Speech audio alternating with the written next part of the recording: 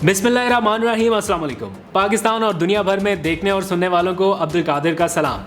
मैं इस व्लॉग की रिकॉर्डिंग शुरू करने लगा तो हमारे ऑफिशियल ग्रुप में एक अच्छी खबर आई, तो मैंने सोचा आज आपके साथ भी शेयर करूंगा। बहुत लंबा टाइम हो गया, बहुत अरसा ही हो गया इस तरह की हमने अच्छी अच्छी खबरें शेयर नहीं की, तो आज मौके की मुनासबत से, आई रिपीट, मौके की मुनासबत से ये अच्छी खबर आगे चल के आपके साथ शेयर करूंगा। लेकिन पहले थोड़ा सा जिक्र उस खबर का जिसने काफ़ी हलचल मचा के रखी है।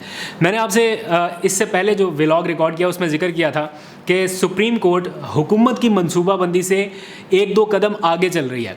हुकूमत की करारदादों और पार्लियामेंट के पीछे छुपने का तोड़ निकालते हुए सुप्रीम कोर्ट ने फंड्स की फराहमी के मामले पर गवर्नर स्टेट बैंक को और ख़जाना के जो हुकाम हैं उनको बुलाने का जो फ़ैसला किया था वो बिल्कुल दुरुस्त था।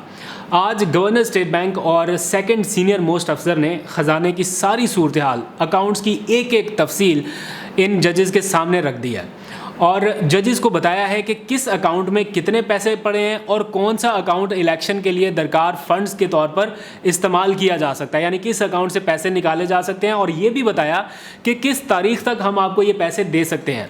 12 अप्रैल तक वफाकी हुकूमत के ज़ेर इंतज़ाम 17 अकाउंट्स में अरबों नहीं खरबों रुपए मौजूद हैं और ये सारी तफसीलात ख़ुद ना सिर्फ गवर्नर स्टेट बैंक ने बल्कि सेक्रेटरी ख़जाना यानी हुकूमत के सरकारी अफसरान ने जजेस के सामने रखी हैं। और ये भी बताया कि ज़्यादा से ज़्यादा वो पीर के रोज़ तक, यानी आज फ्राइडे है तो मंडे तक वो 21 अरब रुपया इलेक्शन कमीशन के हवाले कर सकते हैं।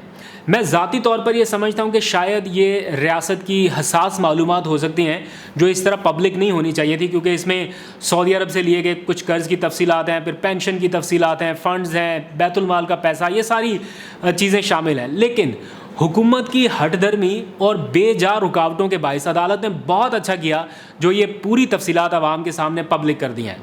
ये आगे रोज़ कहते हैं कि हमारे पास 21 अरब रुपया नहीं है, ऐसे जैसे पाकिस्तान कोई दिवालिया हो गया अभी तक। जब कहते हैं कि दिवालिया होने के करीब पहुंच गया तो कहते हैं नहीं नहीं नहीं नहीं, ख़जाने की सूरत हाल बहुत अच्छी है, इतने अरब डॉलर वहाँ से आ रहे हैं, इतने अरब डॉलर यहाँ से कमिट हो गए हैं, सिचुएशन बेहतर है और कोई ऐसी हंगामी एमरजेंसी की सी सूरत हाल नहीं है। जब इलेक्शन के लिए मांगो तो कहते हैं नहीं नहीं नहीं नहीं, हमारे पास 21 अरब रुपया नहीं है। और ख़जाने में पड़े कितने हैं? 1 खरब 40 अरब रुपये। एक खरब छोड़ भी दें तो वो जो 40 अरब एक्स्ट्रा पड़ा है उसमें से भी 21 अरब आ सकता है, लेकिन देने के लिए तैयार नहीं है। अब ये बहाना भी नहीं चलेगा क्योंकि सुप्रीम कोर्ट ने ये सारी तफसीलात सामने रख दी हैं। और मज़े की बात ये कि मेरे इस व्लॉग की रिकॉर्डिंग के दौरान मैं वो अच्छी खबर जो मैंने स्टार्ट में जिक्र किया था वो अब बता देता हूँ। इस व्लॉग की रिकॉर्डिंग के आगाज़ में ही बल्कि हमारे फाइनेंस रिपोर्टर हैं, उन्होंने ऑफिशियल ग्रुप में एक ख़बर फाइल की और बताया कि उसकी हेडिंग ये थी कि पाकिस्तान की मईशत के लिए अच्छी खबर, चीन से पाकिस्तान को 30 करोड़ डॉलर्स मौसूल हो गए हैं। ये अभी की बात है, फ्राइडे रात तकरीबन 8:30 बजे की बात है जब चीन से पाकिस्तान को 30 करोड़ डॉलर मौसूल हो गए हैं।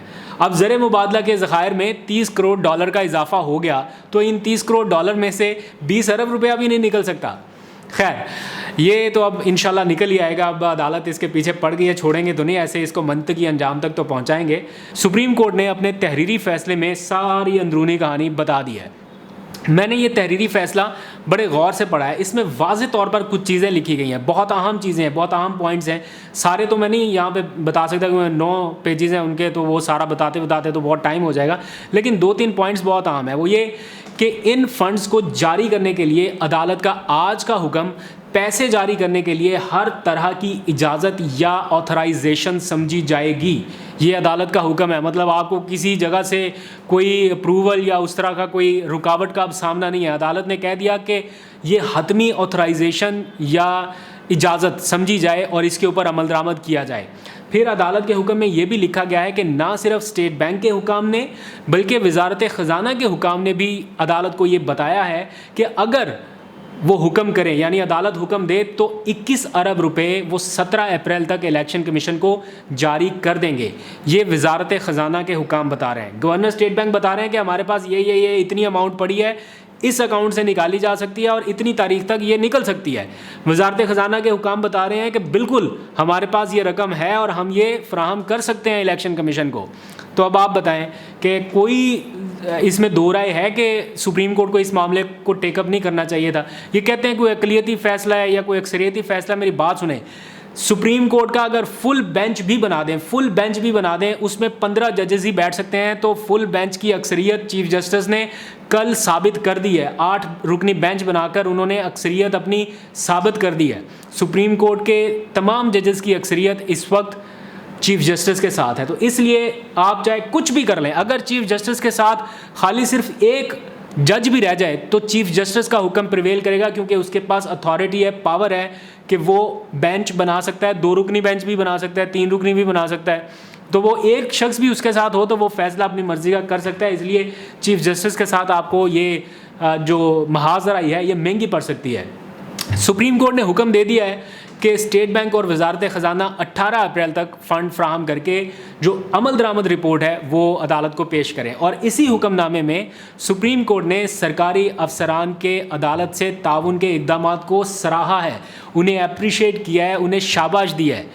اور جس طرح سے باقی سیاسی لوگ رکاوٹیں پیدا کر رہے ہیں, ان سرکاری لوگوں نے رکاوٹیں پیدا نہیں کی اور یہ بتایا کہ ہم آپ کے حکم پر عمل درآمد کر سکتے ہیں. اسی لیے اس پیرا میں خاص طور پر ان کے تعاون کو سراہا گیا ہے. آج پھر پارلیمنٹ میں ایک قرارداد منظور کی گئی ہے اور اس میں یہ کہا گیا کہ آئین میں ریاست کے اختیارات میں کوئی ادارہ دوسرے ادارے کے امور میں مداخلت کا مجاز نہیں ہے. اور پھر انہوں نے مذمت کر دی سپریم کورٹ کی. تو کس نے کہا تھا چیف جسٹس کے اختیارات میں کمی کا بل پیش کریں؟ کس نے شروعات کی اختیارات میں مداخلت کی؟ آپ نے بل پیش کیا, آپ نے منظور کرایا, آپ نے جتن کیے, کوشش کی کہ چیف جسٹس کے اختیارات کو کم کیا جائے. چیف جسٹس نے تو نہیں کہا کہ وزیر اعظم کے اختیارات کو کم کیا جائے, انہوں نے تو خالی اتنا کہا کہ آئین کے اوپر عمل درآمد کرایا جائے. تو اب آپ نے اگر یہ سارا کچھ کیا ہے تو اب آپ کو بھگتنا پڑے گا. روز قرارداد پیش کر کے کہتے ہیں کہ پیسے نہیں ہیں, اور پارلیمنٹ میں اسی قانون سازی کے نام پر جس پر عمل درآمد بھی پتہ نہیں ہونا ہے کہ نہیں ہونا, اور خالی ایک انا کی جنگ چل رہی ہے, اس کے جو سیشنز بلائے جا رہے ہیں اس پر آپ کا اور ہمارا کتنا پیسہ خرچ ہو رہا ہے اس کی ایک جھلک یہ سائٹ پر چلتی ہوئی ویڈیو میں آپ دیکھ لیں, آپ کو پتہ چل جائے گا کہ کیسے روز افطار کا اہتمام ہوتا ہے, کیسے کھانے بنتے ہیں. یہ پہلے بھی میں نے بتایا تھا اور آج پھر یہ فوٹیج آپ دیکھ لیں کہ کیا وہاں پہ ماحول ہے. میں اس سے زیادہ بات نہیں کرتا, ٹھیک ہے افطار تو سب کو کرنا ہی ہے, تھوڑی اور سمپلسٹی بھی ہو سکتی ہے, لیکن ٹھیک ہے میں اس کے اوپر زیادہ کرٹیسزم نہیں کرتا. یہ ان کا استحقاق ہے اسپیکر صاحب کا کہ وہ یہ ارینج کر سکتے ہیں تو انہوں نے کیا. آج ان سب کو مل کر ایوان کی عزت, حرمت اور پتہ نہیں کیا کس چیز کا اختیارات کا خیال آ رہا ہے, لیکن در حقیقت یہ ایوان جو خود عوام کے ووٹوں سے منتخب ہو کے آتا ہے وہ عوام سے بھاگ رہا ہے اس وقت. جو کہتے ہیں کہ ہمارے کام میں مداخلت نہ کرو, وہ خود مداخلت کے لیے ہر غیر آئینی غیر قانونی کام کرنے کے لیے تیار ہے. ایک مجسٹریٹ کے حکم پر عمران خان کو گرفتار کرنے کے لیے آپ پوری ریاستی مشینری کو ایکٹیویٹ کر چکے تھے, متحرک کر دیا آپ نے کہ بس مجسٹریٹ کے حکم پر عمل درآمد ہونا چاہیے. لیکن اسی ملک کی سب سے بڑی عدالت کو آپ نیچا دکھانے کے لیے قراردادیں منظور کرا رہے ہیں, ان کا حکم آپ نہ مان لیں, اس کے لیے آپ قانون سازی کر رہے ہیں. کوئی آئینی کام کر رہے ہوتے تو چلو ہم برداشت کر لیتے, عوام برداشت کر لیتے کہ یار یہ ان کا سٹینس ٹھیک ہے, ان کا نیریٹو ٹھیک ہے, بیانیہ ٹھیک ہے, لیکن کام بھی غیر آئینی ہے اور پھر نخرہ بھی پورا ہے اور بڑکیں بھی پوری ہیں. تو اس طرح تو نہیں ہونا. الیکشن کے لیے 21 ارب نہیں ہے آپ لوگوں کے پاس, چلیں یہ بات ہم کہیں نہ کہیں مان لیتے. اگر ترقیاتی منصوبوں کے لیے آپ نے 76 ارب روپے جاری نہ کیے ہوتے تو وہ 76 ارب آپ کہاں سے جاری کر رہے ہیں؟ وہ اس لیے جاری کر رہے ہیں کہ یہ ایوان میں بیٹھا ہر شخص آپ کی ہاں میں ہاں ملائے اور بتائے کہ جو آپ کہہ رہے ہیں وہ سارا منظور ہے. وہ جیسے ادھر سے وزیر قانون شروع کر دیں کہ یہ قرارداد ہے, پیچھے سارے حال جناب منظور ہے. خیر آگے بڑھتے ہیں. پنجاب اسمبلی کی تحلیل کو اب 90 روز مکمل ہو گئے ہیں. کسی کی نوکری بڑے خطرے میں, بڑی بھاگ دوڑ ہو رہی ہے. آج ایوان میں بھی بھاگے جا رہے تھے. کس کی بات ہو رہی ہے ذرا کامنٹس میں بتا ہی دیا کریں کبھی. اب پنجاب کے نگران سیٹ اپ کی حیثیت کیا ہوگی؟ کویشچن مارک ہے. کیا نگران سیٹ اپ آئین کی دی گئی مدت سے آگے جا سکتا ہے؟ کویشچن مارک ہے. یا اس کے لیے بھی قراردادیں منظور کرائیں گے؟ یہ بھی کویشچن مارک ہے. تو ہر کویشچن مارک کے آگے ہے آئین, قانون اور پارلیمنٹ سمیت سپریم کورٹ کی بالادستی. اب دیکھتے ہیں کہ کون جیتتا ہے کون ہارتا ہے. لیکن اس پورے سینیریو میں میں اگر آپ کو بالکل فیئر انالیسز اگر کروں تو ہر آنے والے دن اور اپنی ضد اور انا کی وجہ سے یہ پی ڈی ایم کا اتحاد لوز کر رہا ہے, اپنی ورتھ کو لوز کر رہا ہے, اور جتنا بھاگ رہے ہیں اتنا عوام کے دلوں سے اتر رہے ہیں. اور دوسری طرف چیف جسٹس صرف آئین کے اوپر عمل درآمد کر رہے ہیں. انہوں نے نہیں آپ کو کہا کہ جا کے ووٹ بھی پی ڈی ایم کو ڈالنا ہے یا عمران خان کو ڈالنا ہے، کسی کے حق میں نہیں، کسی کے خلاف میں نہیں، صرف آئین کے ساتھ وہ کھڑے ہیں، پوری قوم اب ان کے ساتھ کھڑی ہے۔ آج تک کے لیے اتنا ہی، اپنا بہت سا خیال رکھیے، اللہ حافظ۔